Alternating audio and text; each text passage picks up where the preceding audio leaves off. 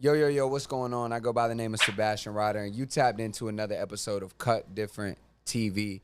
And before I introduce you to our special guest today, who's coming over from LA, Jersey boy originally, though, you feel me, from Oakland, New Jersey, not Oakland, California. No. I'm a Raiders fan myself, though. Oh, hard. You Fuck feel yeah. me? Fuck yeah. But shit, man, before I introduce you to Trevor, man, make sure you hit that big red button that says subscribe under whatever screen you watching this on.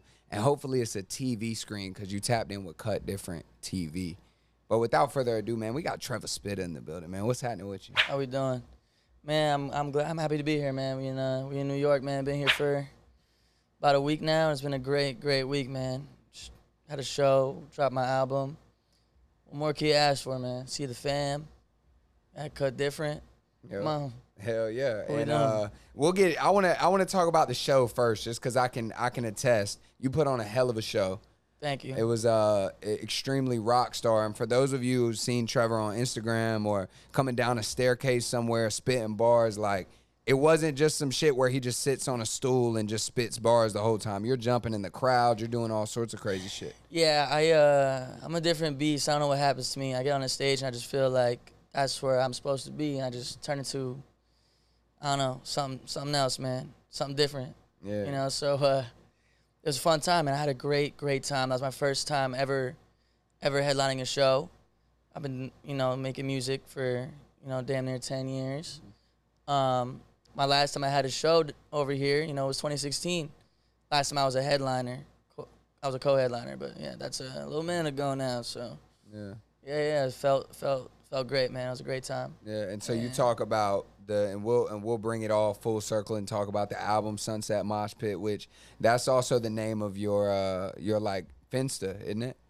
Yeah, it's the burner, it's the it's the brand, it's the life, it's the album, it's everything, man. Sunset Mosh Pit. It really originated from people asking me what my music sounded like, and I just didn't really know how to explain it because of course I always say it's rap. It is hip hop. I'm not afraid to say that. I make rap music, but it's not. It's different. And I don't know. It's alternative. It's very indie inspired. It's very, it's just very original in a way. And experimental. Yeah, I don't know. It just sounds like mosh pit under the sunset, man. Yeah. That's really that. So some grease shit. Yeah, man. I used to growing up, not really know what to say. Just say I like to make music, but I feel like this is really. And I was experimenting growing up as a kid, just like making all these different types of music, and it really like landed me here. And I came up with that name when we were at the beach. Me and my friends, my bros were there that are in here right now, and we made a video and we just mosh pit. We did a mosh pit and there's a sunset in the back, and I don't know, I just said it and people were like, that kind of has a ring to it, and we kind of just ran with it. Sounds like some psychedelic shit. And I think it sounds kind of cool. I don't know. It has a nice little ring. Yeah. I don't know if it's the syllables. I don't know what it is. It works. It works. It works. And it's yeah. hella. And it's not your debut project. This is what your third album.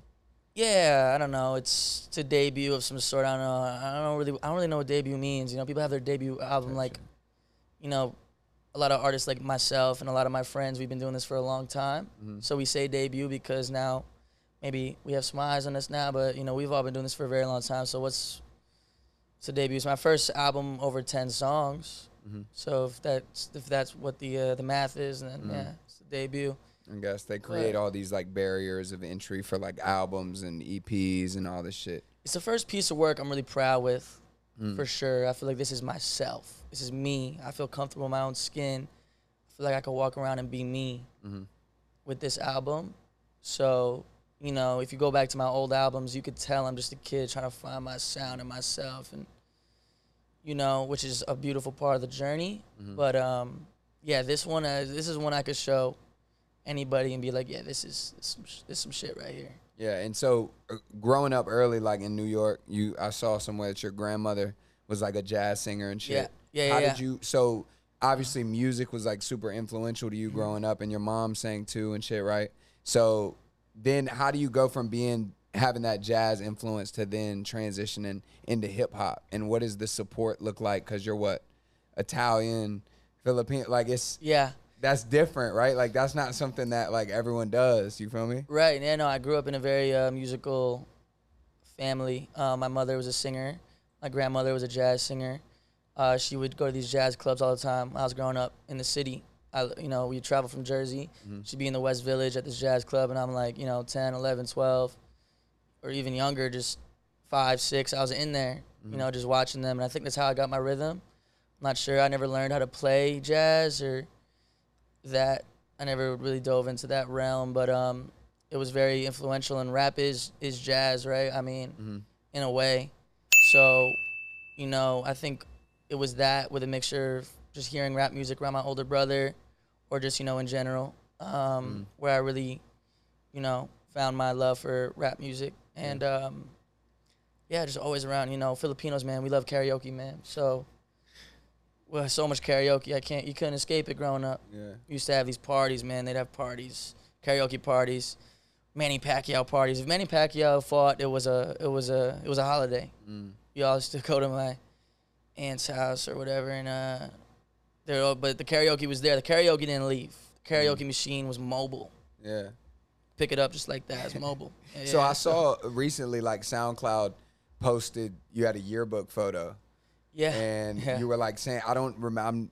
I remember the yearbook photo. I don't remember exactly what your quote was, but to go from senior photo to now dropping this project and, having buzz and ultimately coming up, what's that journey like for you? And being in high school, being an artist, to now, like, the quote was just my SoundCloud link. I didn't know what to put. Facts. Just put SoundCloud.com/Trevor Spitta because that was all I had to say. I was like, check my shit out. I don't know.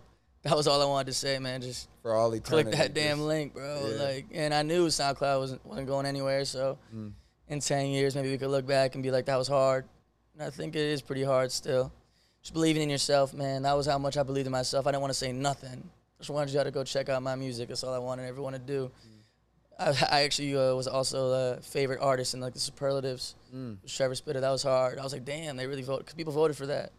So people always supported me, man, and I'm coming up, man. I don't look at myself like I'm buzzing right now. I think, I step out the woods sometimes and look at it like, damn, bro, this is beautiful. I just did a sold out show. That's all I ever wanted. But I'm also the type of person that, like, was like, damn, bro, we should have really done a bigger venue though or some shit. I want that, so. But you packed that shit out. You sold that shit out. I mean, it was great, man. It's a healthy thing to want more. It's also could be a little unhealthy, but it's good to look back on the journey, man. Yeah, it's just a lot of sounds, a lot of things. I mean, you go to my SoundCloud link, man. It's there. A lot of years of music, and that doesn't count the 90 songs I've deleted just because when I'm 19, my dumbass is like, I don't like this anymore. But because you listen to it so much and then you get fatigued. You cringe at yourself, man. Sometimes as an artist, it's hard to be an artist, man. You're putting yourself out there for real. Yeah. And as a kid, I mean, kids are just embarrassed about anything, let alone like your own art is tough. So it's like, I wish I didn't delete it because I've kind of missed some of that music, but I don't want nobody to hear it still, so it's okay. But that's just the journey, man. Yeah.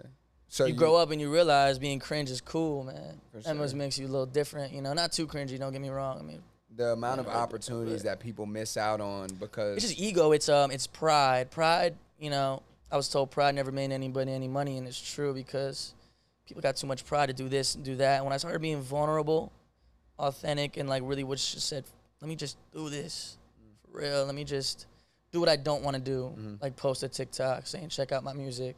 I didn't want to do that. Nobody wants to do that.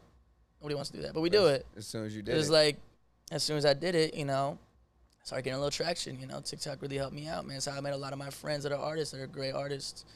Yeah, man, but I was always that way, man. I had, I look at myself like, damn, that kid was crazy, 16 years old, doing what I was doing.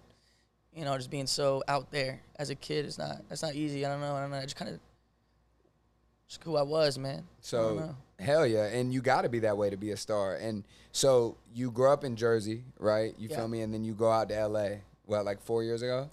So yeah, about 4 years ago. You took that leap, you feel me? And a lot of artists will be like, oh, fuck it, I'm going to L.A. or oh, fuck it, I'm going to New York. So you go to L.A., you take that next quote-unquote step. Chapter you get out life. there. Yeah. What the hell happens? Like what? Because now you're doing I even look shit. back on that kid that 21-year-old kid, 2020, thinking, damn, bro, you were crazy. I packed up my car. I put my speakers and my mic in my car. My brother just drove with me, and we drove across the country. And I didn't know a single soul in LA, not one. I knew one friend, Jimmy. He lived in San Gabriel, so I don't count that. A little drive, you know what I mean? But and then I had another friend. I had like 2 more friends that were just around the city in the valley, you know. But like really in the city where I was, I did not know a soul. I mean, I didn't really even know the bro I was moving in with. Great guy, but we had met once, you know. So, yeah, man, I was going to shit alone. I was going to a lot of shows alone. Damn. Which is crazy, which I never would do because, you know, in Jersey I knew a lot of people. Yeah. So, bro, I got to get out here, bro. At that point, you know, in 2020, I'd been making music for 4 or 5 years, and I had felt like it wasn't working. I was so upset with myself. I was like, damn, bro, what's going on? What am I doing wrong? I'll never forget just sitting there, like, why aren't people hearing my shit? I'll never forget that, bro. I skipped college. I moved to Jersey City, paying rent, doing this, working jobs. And I was like, I got to get the fuck out of here, bro. Yeah. And I had been to LA once or twice, and I was like, I got to get there, bro. So I went, and, you know, I met my boy Kishore. I mean, I met a lot of people. One of the shows I went to alone was the bro Tommy Richmond. He had a show, and I was like, I got to be here, bro. Because I fucked with bro. And I went to the show, and he was a rock star, and I was like, bro, we got to hang. We hung out next week. We made the song Easy, which is now on the first time we ever hung out, Jonah Roy and Paco was there, and we dropped that on my EP earlier this year, and which is 2 years after we made the song, which is crazy. And yeah, you know, the rest is what it is. I don't want to say the rest is history. It's just what it is, part of the journey. So it's all about network, and it's all about just taking risk and betting on yourself and just having the balls to just go places, though. I feel like these days it's such a group, like people are so afraid of looking like, oh, wait, you're here by yourself type, but like that they just don't even go. They don't even want to step out. Yeah. So if you believe in yourself and you got the passion, they should do that shit, because then you might fuck around and run into... There's anything in life, bro, just believe in yourself. I don't know. That's especially in music, but anything, bro, you know, just taking that leap of faith is a big thing. That's why a lot of my covers and stuff is a lot of jumping. I always like think it's a cool, you know, symbolism of just like taking a leap. Yeah. I love stage diving because it's damn near, it's just a leap. I don't know who's gonna catch me. I might hit the ground. I don't know, but something about it that just like I love to just take a jump. I don't know what it is. So, yeah, man. Anything in life, you gotta just believe in yourself. I still gotta believe in myself. I'm not where I want to be. I'm not close. So, I'm still taking jumps. You know what I mean? Yeah. So, I always will be. So, I had a brand, Kids Who Jump Before Sunset Mosh, but I thought that was like my logo was a kid jumping off a cliff. In the intro to the album, I talk about Kids Can Fly. That's the name of the song, because kids can fly. They just don't know it, because you just gotta jump. That's literally the whole premise of the song. I even say, you know, I've said in songs, you know, I can't tell, you gotta jump, you just gotta trust me. Hey, who jumping with me? In the outro of the album, I say, I said the words, I've had too many people try to take the bridge and meet me, because, you know, I'm trying to jump from one cliff to the other. Who's jumping with me? People say no, and they try to take the bridge, man. I'm like, all right, well, you either doing this with me or you're not. You know, you can't take the bridge, man. Can't take the safe route all the time. Nah.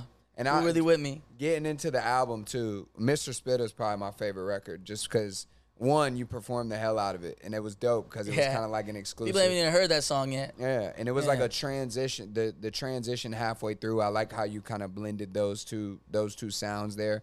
Also, what I love, I like Me and You as well, because it's kind of like that romantic kind of player side. You feel me? Being relatable, like everybody hates Traffic, but I don't give a fuck because I'm on the way to see my bae. Like, that's fire. But on the Mr. Spitta side, you seem like a very confident dude. You feel me?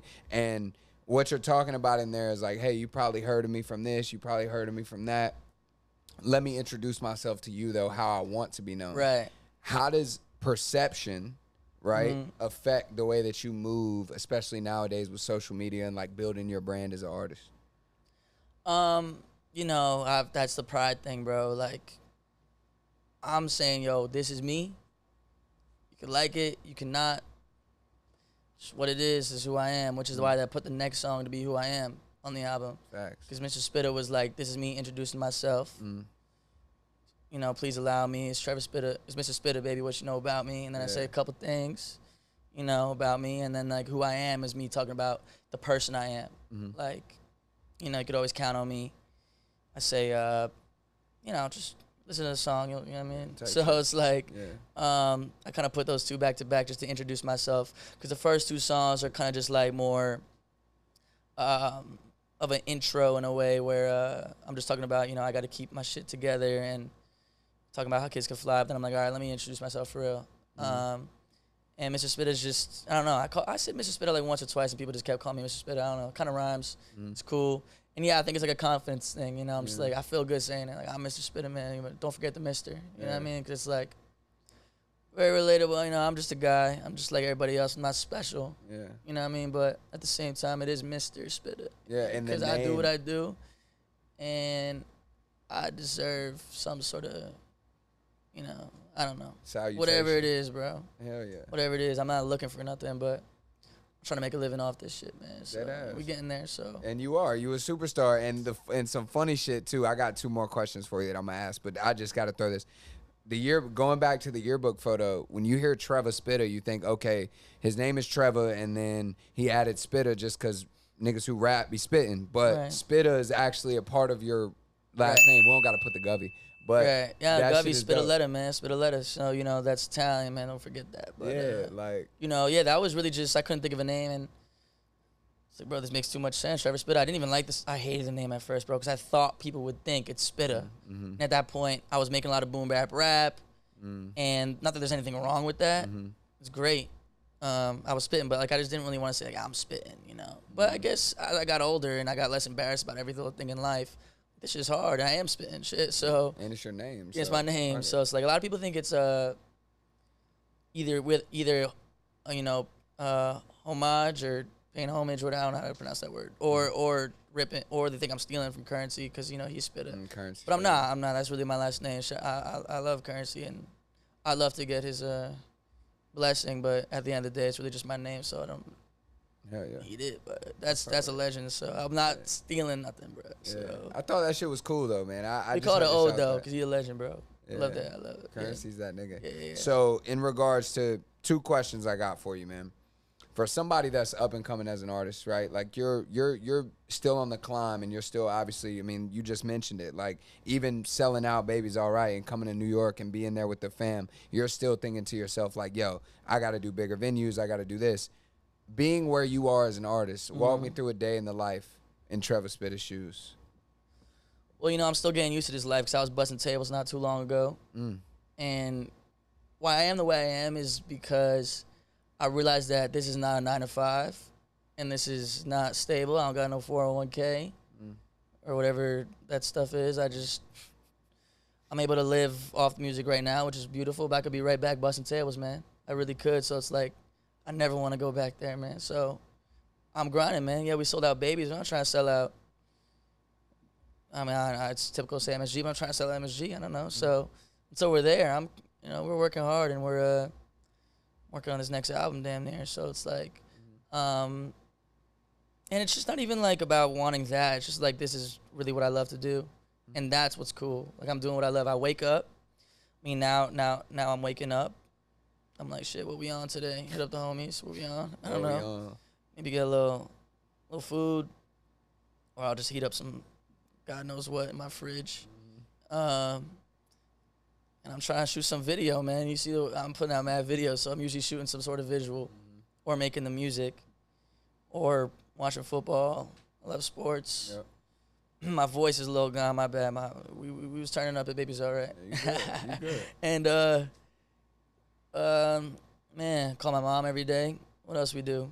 Man? What we do? We I don't even know. Be vibing. Be goofing around, man. Recording, but it's work.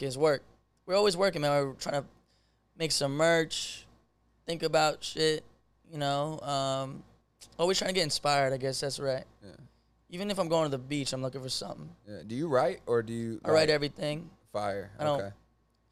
Like, I physically write down everything. Yes, I don't freestyle in the booth, but I also, I haven't had a songwriter song yet. I mean, is it gonna happen one day? Maybe when I you know, I don't know. We'll see. But The I don't really pen is think crazy. I don't. Yeah. Thank you, bro. Yeah, I have always written stuff, man. So that's the process. I record myself. I mix all my stuff to this date. I work with so many beautiful artists, producers. There's like 20 producers on the album.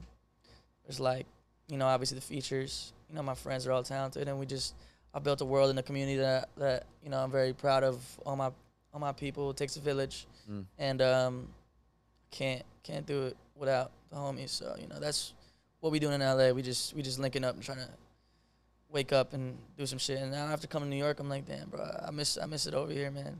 I'm a Jersey boy, you know what I mean? That's Sure. always a Jersey boy. So especially with the leaves falling right now. Come on, bro. You can't Get it throwing that big ass American flag jacket type shit. Yeah, facts. Yeah. Could've been president. That's another song. Could've been president. That has nothing to do with. I say could've been president one time in the song. It's really just about you could be anything, bro. Exactly. So you gotta fly. You gotta jump. right. So very excited that the album's out, man. I mean, a lot of work for that. So, but we still rolling it out, man. I'm gonna shoot a visual. I'm gonna drop a visual for as many songs as I can.